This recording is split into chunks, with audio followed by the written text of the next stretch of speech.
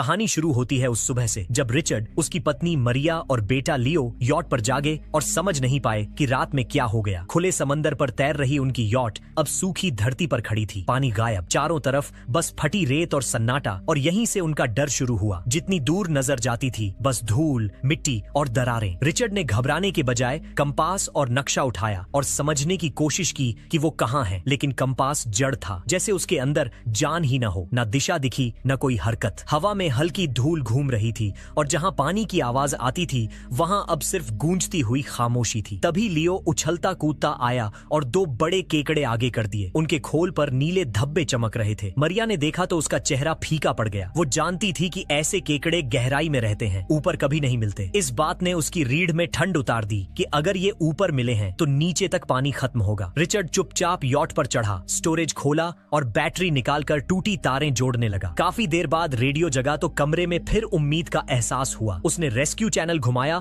और सिग्नल जुड़ते ही सबने राहत की सांस ली, पर अगले ही पल झटका लगा। दूसरी तरफ बचाव दल नहीं, एक आदमी था। उसने अपना नाम डॉगडान बताया। आवाज भारी थी, सांसें टूटी हुई। उसने कहा कि वो भी इसी सूखे सागर पर फंसा है। उसकी पनडुब्बी नीचे दब गई, शरीर घायल है और समय कम। बात धीरे धीरे खुली तो रिचर्ड को समझ आया कि परिवार हिला नहीं, दुनिया हिल गई। धरती के चुंबकीय ध्रुव अचानक उलट गए थे। इसी वजह से ज्वार भाटा का रास्ता बदल गया और अरबों लीटर पानी किसी दूसरी दिशा बह गया। यही वजह थी कि पूरा समंदर रेगिस्तान बन गया। मरिया कांप रही थी, लियो की आंखों में डर और सवाल भरे थे। रिचर्ड ने दोनों को कसकर पकड़ लिया। डॉगडन ने रेडियो पर आखिरी सच बताया, पानी वापस लौटने में 7 दिन लगेंगे। 7 दिन बाद ये सूखी जमीन फिर गहरे समंदर में डूब जाएगी। इसका मतलब साफ था कि उन्हें तुरंत कोई ऊंची जगह ढूंढनी होगी, नहीं तो लौटता समंदर पूरा इलाका निगल लेगा। पर दिक्कत ये कि सबसे नजदीकी किनारा 500 किलोमीटर दूर था। वहां पैदल पहुंचना सोचना भी बेवकूफी थी। सूरज सिर पर तप रहा था, हवा में अजीब भारीपन था और जमीन ऐसे जल रही थी जैसे तवा चूल्हे पर रखा हो। इसी कशमकश में रिचर्ड ने हिसाब लगाया कि डॉगडान की पनडुब्बी 200 किलोमीटर दूर है। रास्ता मुश्किल है लेकिन मुमकिन, और डॉगडान घायल है, मरिया नर्स है, वो उसकी जान बचा सकती है। सब एक दूसरे को देखते रहे, किसी के पास और रास्ता नहीं था। तय हो गया कि वहीं जाना है। सामान बांधने की जल्दबाजी चल ही रही थी कि दूर धूल के बीच से कोई इंसानी साया उभरा। कपड़े फटे थे, चेहरा पसीने से तर था, होंठ सूख चुके थे। वो कदम दर कदम पास आ रहा था, जैसे आखिरी उम्मीद पर टिका हो। रिचर्ड आगे बढ़ा और चुपचाप उसे पानी की बोतल थमा दी। उसने बोतल ऐसे पकड़ी जैसे जान पकड़ी हो। पल भर में पूरा पानी निगल गया। फिर उसका चेहरा बदल गया, आंखें खूंखार हो गईं, सांसें भेड़िए जैसी। रिचर्ड पीछे हटने लगा, पर उस आदमी ने अचानक दहाड़ के साथ हमला कर दिया। झपट्टा इतना तेज था कि रिचर्ड संभल भी न पाया। मरिया ये देख भागी। उसके चेहरे पर डर और गुस्सा एक साथ तैर रहे थे, लेकिन वो आदमी सुनने के लिए बना ही नहीं था। उसने नीचे गिरी भाला गन उठाई और एक झटके में रिचर्ड के पेट में उतार दी। मरिया वहीं जम गई, पूरा शरीर पत्थर। अगला ख्याल लियो और छोटी एमिली का आया और वो भागी, लेकिन वो आदमी भाला गन फेंकता हुआ उसके पीछे टूटा और उसके कांधे पर गहरी चोट मार दी। मरिया की चीख अंदर ही रह गई। किसी तरह छलांग लगाकर यॉट में घुसी, दरवाजा बंद किया और कुंडी चढ़ा दी। उसने बच्चों को पकड़कर स्टोरेज रूम के बक्सों में धकेला और खुद हाथ में छोटा फल काटने वाला चाकू कसकर पकड़ लिया। सांसें तेज थीं, अंदर हल्की अंधेरा, बाहर उस आदमी के कदमों की धाप सुनाई दे रही थी। कुछ पल बाद लोहे घिसने की आवाज आई। वो दरवाजा तोड़ने की पूरी ताकत लगा रहा था। पूरा दरवाजा कांप रहा था। आखिर जोरदार आवाज के साथ दरवाजा फट गया। लकड़ी और लोहे के टुकड़े उछलते हुए चारों तरफ बिखर गए। वह आदमी अंदर दाखिल हुआ। चाल धीमी थी मगर आंखें लाल और भूखी। कमरा पूरा उसकी सांसों से भारी लगने लगा। वह हर कोना उलट पुलट कर रहा था। सीटें खिसकी, अलमारी की चीजें जमीन पर गिरी, बक्से फट गए, फर्श खरोंचों से भर गया। यॉट की दीवारें उसकी हर हरकत पर चरमराईं। मरिया पीछे की ओर सटी खड़ी थी। सांस शरीर में घुसी ही नहीं लग रही थी। हाथ में चाकू पसीने से फिसल रहा था, पर उसकी पकड़ ढीली नहीं हुई। उसे मौका चाहिए था। आदमी कुछ कदम दूर था, तभी उसने मुड़कर गहरी नजर डाली, जैसे हवा में किसी की धड़कन सुन ली हो। मरिया ने हिम्मत की, कंधे के बल उठकर पीछे से वार करने ही वाली थी कि अचानक दहाड़ती हुई आवाज आई। एक शिकारी कुत्ता अंधेरे से निकला और झपट कर मरिया को दबोच लिया। उसका शरीर जमीन से टकराया, दर्द पसलियों में चुभ गया। कुत्ते के दांत कंधे के पास घुसते घुसते रह गए, पर मरिया ने चाकू कसकर पकड़ा हुआ था। कुत्ते का मुंह पकड़कर उसने अपने चेहरे को बचाया और दांत भींचकर चाकू उसकी गर्दन में घुसा दिया। खून छलका, कुत्ते की चीख टूटी और कुछ सेकंड में उसका शरीर ढीला पड़ गया। मरिया पूरी तरह कांप चुकी थी, सांस जैसे फेफड़ों में जल रही थी, लेकिन उसने चाकू नहीं छोड़ा। कुत्ते की मौत पर वो आदमी भड़के हुए सांडों की तरह गरजा और बाहर भागा। उसने चीख कर पूरा यॉट देखा। आंखें आग बन गईं, पर उसे सिर्फ कुत्ते की ठंडी लाश मिली। उसका गुस्सा और प्यास मरिया को ढूंढ ढूंढने पर टिक चुकी थी। इसी पल मरिया ने रास्ता देखा। वह चुपचाप साइड से निकलकर ड्राइविंग रूम की तरफ बढ़ी। कदम बिल्कुल हल्के, दिल तेज, चाकू हाथ में तना हुआ। बस 2 कदम और वह उसकी पीठ के बिल्कुल पास थी। जैसे ही उसने वार करने के लिए हाथ उठाया, आदमी ने पलटकर बेमौका वार किया। उसके मुक्के की ताकत से मरिया की दुनिया घूम गई और वह फर्श पर गिर गई। आदमी ने उसके ऊपर बैठकर उसका गला पकड़ लिया। उंगलियां कसती गईं। हवा गले में रोकी जाने लगी। मरिया का चेहरा नीला पड़ रहा था। आंखों में दुनिया तैर रही थी। लियो और एमिली का नाम अंदर ही अंदर गूंजा। तभी स्टोरेज के बक्सों में हलचल हुई। आवाज हल्की थी मगर उस पल तेज सुनाई दी। वहां से एमिली निकली। छोटी थी पर आंखों में आग थी। उसके हाथ में फ्लेयर गन थी जिसे लियो ने उसे थमाया था। एमिली कांपते कदमों से आगे आई। फ्लेयर पकड़े हाथ हिल रहे थे लेकिन उसने हिम्मत नहीं छोड़ी। मरिया की आंखें बंद होने ही वाली थीं कि एमिली ने बिना आवाज किए निशाना साधा और फ्लेयर कसकर दबा दिया। गर्म रोशनी का गोला आदमी के चेहरे पर फटा। उसकी त्वचा झलकर सिकुड़ गई। आदमी बुरी तरह चिल्लाया और पीछे गिरा। उसकी आंखें धुआं और जलन से भर गईं। फ्लेयर जमीन पर उछली और यॉट के पर्दों में आग लगा गई। आग तपकर आगे बढ़ती रही। सीटें सुलगने लगीं। प्लास्टिक पिघलने लगा। धुआं कमरे में दौड़ गया। मरिया खांसती हुई उठी। जलती यॉट से निकलने का बस कुछ पल बचा था। उसने एमिली और लियो को बाहों में उठाया और दौड़ पड़ी। गर्मी पीठ पर चाबुक की तरह लगी। यॉट के बाहर पहुंचते ही हवा में ताजी मिट्टी की खुशबू उन्हें लगी, लेकिन पीछे मौत गरज रही थी। वह बाहर निकली तो रिचर्ड वहीं पड़ा था। उसका शरीर ठंडा, आंखें बंद, खून उसकी शर्ट भिगो चुका था। मरिया थम गई। दिल फट गया। चीख अंदर ही अंदर टूट गई। रिचर्ड की उंगलियों को छूते हुए उसकी आंखें भर आईं। पल भर को लगा दुनिया खत्म हो गई है, पर जो आग यॉट को खा रही थी उसने उसे याद दिलाया कि रुकने का मतलब मरना है। उसी वक्त मरिया ने देखा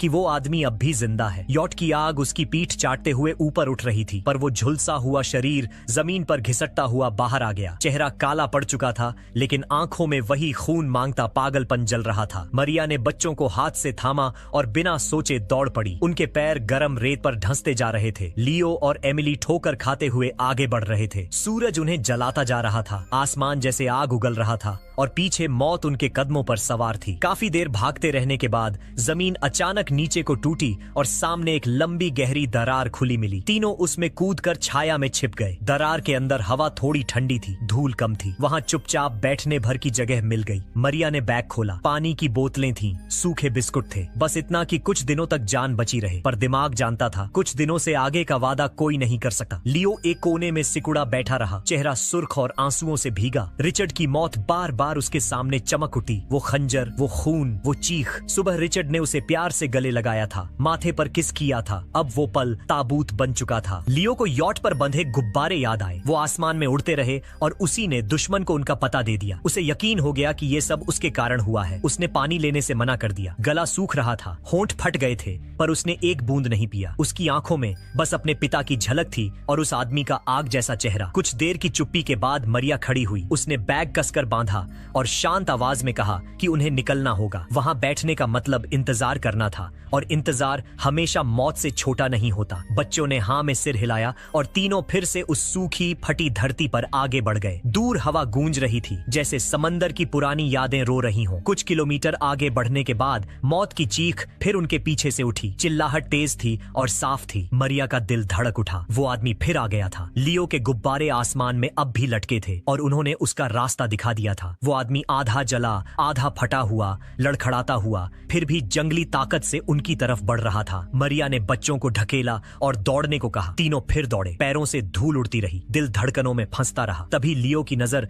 रास्ते के किनारे पड़ी और वह रुक गया। वहां एक छोटा सा पानी भरा गड्ढा था, जैसे सूखे के बीच बचा आखिरी टुकड़ा। पानी गंदा था, बदबू मार रहा था। अंदर आधी सड़ी पड़ी एक शार्क का शरीर था। उसके जबड़े खुले हुए थे, दांत ऐसे चमक रहे थे जैसे धूप से धार निकली हो। लियो घुटनों के बल बैठ गया और शार्क के जबड़ों को पकड़कर हिलाने लगा। शायद खेल नहीं, शायद टूटे दिल का वजन उतारने की कोशिश। मरिया गुस्से और डर से चीख पड़ी। उसने मुड़कर चिल्लाया कि अभी पीछे मत देखो और भागते रहो, वरना वो आदमी उन तक पहुंच जाएगा। आवाज में इतनी बेचैनी थी कि लियो ने शार्क छोड़ दी और दूरबीन उठाकर आंखों से लगा ली। तस्वीर साफ थी। वो आदमी दूर से नजर आ रहा था। उसका शरीर झलकर गल रहा था, लेकिन कदम तेज थे, जैसे दर्द ने उसकी रफ्तार और बढ़ा दी हो। लियो ने दूरबीन नीचे कर दी। होंठ खोलना चाहे पर आवाज नहीं निकली। सिर्फ एक बात साफ थी, वो आदमी अब इनके बहुत पास आ चुका था। एंड अब ये भागना नहीं, सीधा जिंदा रहने की लड़ाई थी। मरिया की चीख भीतर ही घुट गई। उसने लियो का हाथ कसकर पकड़ा और एमिली को आवाज देते हुए तीनों फिर उसी बंजर मैदान में जान बचा बचाने को दौड़ पड़े। कदम डगमगा रहे थे, रेत टखनों तक ढंस रही थी, घुटने जख्मों से भर गए थे, पर वे रुके नहीं। पीछे मौत का सांस लेता साया फिर से रास्ता नाप रहा था। कुछ मिनट भागने के बाद उनके सामने जमीन अचानक नीचे को टूटी। एक गहरी चौड़ी खाई रास्ता काटे खड़ी थी। मरिया का दिल पल भर को धड़कना भूल गया, पर उसके चेहरे पर डर का नाम नहीं था। उसने बच्चों को देखा और बस एक शब्द निकाला, कूदो। एमिली ने हिम्मत दिखाई और छलांग लगा दी। लियो ने अपनी आखिरी ताकत जुटाई और पीछे पीछे कूद गया। मरिया भी कूदी और पलट कर देखा तो वो आदमी खाई के किनारे पहुंच चुका था। उसने नीचे उतरने की कोशिश की, पर खोखली मिट्टी पर पैर फिसल गया और वह वहीं बैठ गया। खाई की अंधेरी दीवारों पर उसकी परछाई डगमगाती रही, फिर रुककर धीमी होने लगी। यह पहला पल था जब भागते हुए तीनों ने उम्मीद की थोड़ी रोशनी महसूस की। खाई से निकलकर वे कुछ दूरी तक और चले। धूप अब भी तप रही थी, पर हवा में शाम की ठंडक घुलने लगी थी। तभी लियो का शरीर लड़खड़ाया और वह घुटनों के बल बैठ गया। उसका चेहरा राख जैसा सफेद हो गया था, आंखें खोखली, होंठ फटे, गला सूखा। इतने दिनों की थकान, भूख और प्यास उसके छोटे शरीर को तोड़ चुकी थी। मरिया ने घबराकर बैग खोला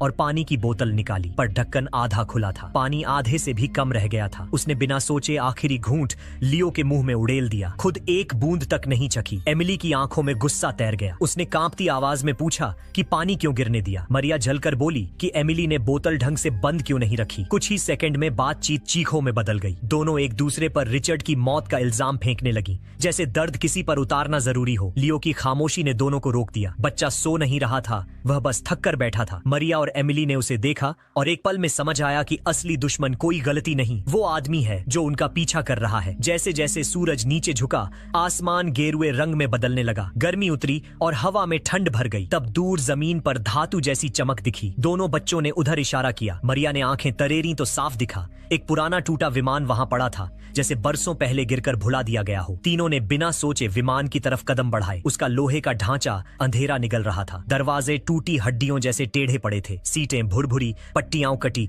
खिड़कियां टूटी और अंदर एक अजीब नम गंध। मगर रात यहीं काटनी थी, क्योंकि यही इकलौता ढाल बच्ची थी। वे विमान के एक कोने में बैठ गए। रात गहरी हुई और ठंड तेज। हवा धातु से टकराकर डरावनी आवाजें निकाल रही थी, जैसे विमान खुद दर्द में कराह रहा हो। एमिली कांप रही थी, उसके होंठ दांतों से टकरा रहे थे। लियो बिना आवाज सिर झुकाए बैठा था। रिचर्ड का नाम जैसे उसके होंठों पर जमा हुआ था। मरिया बस बच्चों को अपनी बाहों में समेटे रही। आधी रात बीत गई। एमिली उठी और धीरे से बाहर जाने लगी। उसे पेशाब जाना था। उसने सोचा कि थोड़ी दूरी पर जाकर लौट आएगी, बस कुछ सेकंड का मामला। पर उसने बाहर के खतरे के बारे में कुछ नहीं सोचा। वह विमान से बाहर उतरी। मिट्टी ठंडी थी, हवा सूखी और अजीब शांत। एमिली ने राहत की सांस छोड़ी ही थी कि पीछे एक परछाई उभरी। वहां वो आदमी खड़ा था, कहीं से फिर निकल आया था, आधा जला आधा डरावना। उसकी आंखें अंगारों की तरह चमक रही थीं, जैसे मौत ने खुद इंसानी शक्ल ले ली हो। एमिली जड़ हो गई, आवाज गले में अटक गई। वह पीछे हट ही नहीं पाई। वो आदमी धीरे धीरे चला, हाथ बढ़ाया एमिली का मुंह दबाने को, ताकि कोई चीख बाहर ना निकले। उसी समय दरार से आती हल्की रोशनी पर एक छाया उभरी, तेज, अचानक, बिना आवाज। मरिया उड़ती हुई आई और आदमी पर टूट पड़ी। उसकी आंखें अब डर से नहीं, गुस्से और दर्द से भरी थीं। उसने चाकू सीने पर गड़ाया, एक बार, फिर दूसरी बार, फिर तीसरी, फिर चौथी। आदमी चीखा, जमीन पर गिरा, हाथ पैर मारता रहा। मरिया का चेहरा पत्थर हो गया था। उसकी बाहें लगातार चाकू चलाती रहीं, तब तक जब तक धरती इतनी लाल न हो गई कि पहचानना मुश्किल पड़े कि खून जमीन पर बह रहा है या जमीन खुद खून है। एमिली ने दूर खड़े होकर देखा। उसे लगा हवा थम गई है, सब आवाजें खत्म हो गई हैं। बस मरिया की सांसें रह गईं, तेज, टूटी हुई और आखिर में बिल्कुल शांत। मरिया ने बच्चों की तरफ देखा। आंखों में आंसू थे, पर चेहरा मजबूत, जैसे वो कह रही हो, अब भागना नहीं, अब जीना है। मरिया ने सिर उठाया और देर तक देखा। दूर काले समुद्री किनारे पर कुछ हिलता डुलता दिखा। अंधेरे में एक बड़ा झुंड रेंगता हुआ आगे बढ़ रहा था, इतना विशाल कि आसमान छोटा पड़ जाए। मरिया समझ नहीं पा रही थी कि वो क्या है, मगर दिल ने बिना सोच बताए दिया, ये खतरा है, खौफनाक, मौत का साया। उसने एमिली को जोर से हिलाया, लियो को उठाया और तीनों ने फिर भागना शुरू कर दिया। पीछे अजीब सी आवाजें अब साफ हो रही थीं, जैसे लोहे की रगड़, पंजों की खुरच और जमीन फटने जैसी खटर पटर। उनके कदम रेत में ढंसते जा रहे थे। हवा इतनी तेज थी कि सांस लेना मुश्किल हो रहा था, पर रुकना मतलब खत्म होना था। कुछ दूरी पर एक पहाड़ी थी। वे उस पर चढ़े, फिसले, गिरे, फिर चढ़े। शरीर टूट रहा था, पर डर उन्हें खींचता जा रहा था। पहाड़ी के दूसरी तरफ जमीन खुली और वहां रेत में ढंसा एक विशाल जहाज पड़ा दिखा। एक बड़ा कार्गो शिप, आधा झुका हुआ, बीच से टूटा, धातु का ढांचा चिथड़ों जैसा। मरिया ने ताकत जुटाई और बच्चों को उधर धकेला। जैसे ही वे जहाज के करीब पहुंचे, अंदर से भारी लोहे के हिलने की आवाज आई। जहाज के पेट में लोग थे, इंसान। पर जैसे ही उन लोगों ने मरिया, लियो और एमिली को देखा, डर से उछल गए, आंखों में दहशत। उन्होंने तुरंत कंटेनर का भारी दरवाजा अंदर से बंद कर दिया और चिल्लाए, पीछे देखो, देखो क्या आ रहा है। मरिया ने पलटकर देखा और उसकी सांसें जम गईं। वो चीजें अब साफ दिख रही थीं, रेंगती हुई, बड़े चौड़े पंजों वाले, इंसान के कमर जितने, केकड़ों जैसे पांव, मगर जानवर की रफ्तार। काले खोल पर नीले धब्बे चढ़े, आंखें नीली और चमकती, दांत खुले। उनकी आवाज हवा चीड़ रही थी, सीटी की तरह कराहती हुई। भागने का एक ही मौका था, जहाज के ऊपर लटकते कंटेनरों की कतार। मरिया ने बच्चों को पकड़कर ऊपर धकेला। एमिली पहले चढ़ी, फिर लियो, फिर खुद चढ़ गई। जैसे ही तीनों ऊपर पहुंचे, नीचे वो जीव जहाज में घुसने लगे। कंटेनरों के छेदों से अंदर टूटते हुए घुसते, स्टील फाड़ते, लोहे से टकराते। अंदर लोग चीख रहे थे, कंटेनर हिल रहा था, लोहे की टकराहट जमीन तक गूंज रही थी। धातु की हर आवाज मौत का ऐलान कर रही थी। मरिया, लियो और एमिली ऊपर बैठे कांपते रहे। हवा बर्फ जैसी ठंडी थी। नीचे की उथल पुथल रात भर चलती रही और रात लंबी थी, बहुत लंबी। धीरे धीरे आवाजें कम होने लगीं। एक एक कर वे जीव वापस रेंगते चले गए। उनके भारी पैर रेत में घिसटते हुए दूर तक दिखाई दिए और फिर अंधेरे में समा गए। केवल सन्नाटा बाकी रह गया। मरिया ने बच्चों को नीचे उतारा। तीनों कंटेनर के किनारे रुककर सुने। चारों तरफ रात का खालीपन पसरा था, मगर हवा में कुछ बेचैनी थी। आसमान धूल से भरा था। रेत ऐसे उड़ रही थी जैसे पूरा माहौल समंदर की तह बन गया हो। उन्होंने कंटेनर में घुसकर दरवाजा भीतर से बंद कर दिया। अंदर अंधेरा और भारीपन था। बाहर रेत टकरा रही थी। आवाजें कंटेनर की दीवार पर चोट करती रही। टिक टिक टिक। लियो की सांसें भारी थीं। उसका कंधा गहरा फटा था। खून रिस कर कपड़ों को चिपका रहा था। एमिली उसकी गोद में सिर रखे बैठी कांप रही थी। मरिया ने खुद को शांत किया और लियो के पास बैठ गई। उसने उसके हाथ से शॉटगन ली, चुपचाप गोलियां बाहर निकाली, बारूद निकालकर कपड़े पर फैलाया। लियो तकलीफों से कराह रहा था। आंखों में आंसू थे, मगर वो किसी तरह खुद को संभाले था। मरिया का हाथ एक बार भी नहीं कांपा। वह लियो के घाव पर बारूद दबाने वाली थी। बाहर अंधेरे में फिर हल्की खड़खड़ाहट गूंजी, जैसे कोई रेत में रेंगता हुआ कंटेनर की ओर लौट रहा हो। हवा अब और ठंडी और भारी हो चुकी थी। बच्चे सो नहीं सकते थे। मरिया जानती थी अभी लड़ाई खत्म नहीं, बस थोड़ी देर को शांत हुई है। आदमी अब हिल नहीं रहा था। एमिली रोते रोते मरिया से लिपट गई। उसने उसे शांत किया। मरिया की सांसें धीरे होने लगी, आंखें सुर्ख, दिमाग खाली। सुबह की पहली किरण टूटी खिड़की से अंदर आई तो तीनों ने बिना वक्त गंवाए सामान उठाया और डॉगडान के बताए रास्ते पर आगे बढ़े। सूखी धरती पर उनके कदम गूंज रहे थे। धूप सिर पर चढ़ती गई। काफी देर बाद उन्हें पुराने समुद्री किनारे जैसा इलाका मिला। रेत में प्लास्टिक, टूटे बक्से, लकड़ी और धातु बिखरी थी, बदबू थी। तभी ऊपर से जोरदार धमाका हुआ। चट्टानें फटी और पत्थर नीचे गिरने लगे। एमिली और लियो उछलकर दरार की दूसरी तरफ निकल गए, लेकिन मरिया का पैर फिसला और एक भारी पत्थर सीधा उसके ऊपर गिर पड़ा। उसकी चीख पत्थरों के बीच गूंज उठी। वह हिलना चाहती थी, पर पत्थर ने उसे वहीं जकड़ लिया। धमाके की गूंज ने नीचे सोए क्रैब्स को जगा दिया। सैकड़ों आंखें एक साथ खुली, काली और चमकती हुई। उनके पैर चट्टानों पर खुरचते हुए ऊपर आने लगे। मरिया ने कांपते हाथों से शॉटगन उठाई और फायर कर दिया। आवाज दरार में फैल गई। कुछ क्रैब्स पीछे हटे, लेकिन सेकंड भर बाद दोबारा रेंगते हुए करीब आ गए। एमिली ऊपर से चिल्ला रही थी कि मां रुको, हम निकालेंगे। मरिया ने दर्द से दांत भींच लिए। उसकी आंखें बच्चों पर टिकी थीं। नीचे क्रैब्स अब इतने पास थे कि उनके पंजे हवा चीरते हुए सुनाई दे रहे थे। तीनों वहीं से भाग निकले। मरिया की टांग सूज चुकी थी। हर कदम पर दर्द चुभ रहा था, लेकिन सामने पनडुब्बी थी, बस कुछ 100 मीटर दूर। हवा में नम रेत उड़ती जा रही थी। पैरों में जलन थी, सांसें धौंकनी जैसी। पर उम्मीद सामने थी और वो उम्मीद भागने पर मजबूर कर रही थी। पनडुब्बी करीब आई तो उन्होंने डॉगडन को जमीन पर गिरा हुआ देखा। उसका चेहरा फीका, खून सूख कर काला हो चुका था। वो हाथ घसीट कर आगे बढ़ रहा था, मगर जान खत्म होने को थी। मरिया उसकी ओर झपटी। उसे उठाने लगी ही थी कि काली रेत फटी और नीचे से क्रैब्स उभरे। उन्होंने पल भर में डॉगडन के पैर पकड़ लिए और चीखते हुए उसे घसीट ले गए। उसकी चिल्लाहट धरती पर लकीर बनकर रह गई। मरिया ने उसे जाते देखा, लेकिन रुकने की गुंजाइश नहीं थी। क्रैब्स अब पनडुब्बी की ओर दौड़ रहे थे। मरिया ने बच्चों को धक्का दिया और तीनों भागकर दरवाजा तोड़कर अंदर घुस गए। दरवाजा बंद होते ही उनकी सांसें टूटने लगीं। दरार के बाहर पंजों की आवाज लगातार करीब आ रही थी। बाहर धातु पर टकराहट की आवाजें गूंज रही थीं। क्रैब्स पूरे ढांचे पर फैल चुके थे। पंजों की खुरच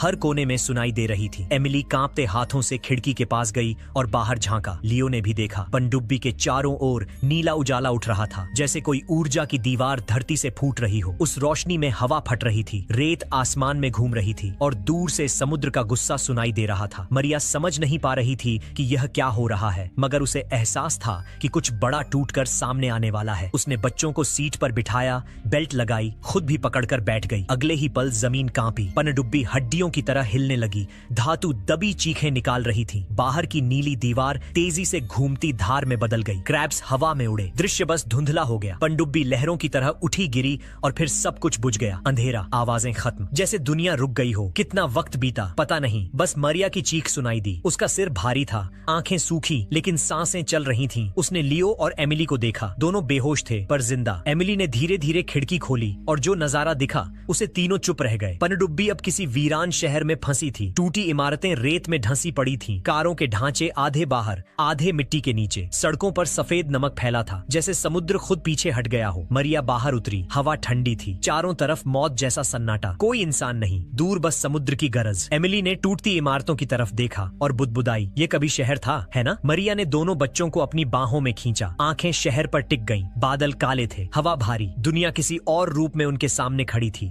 और उसके मन में सिर्फ एक बात साफ थी, यह कहानी खत्म नहीं हुई है। असली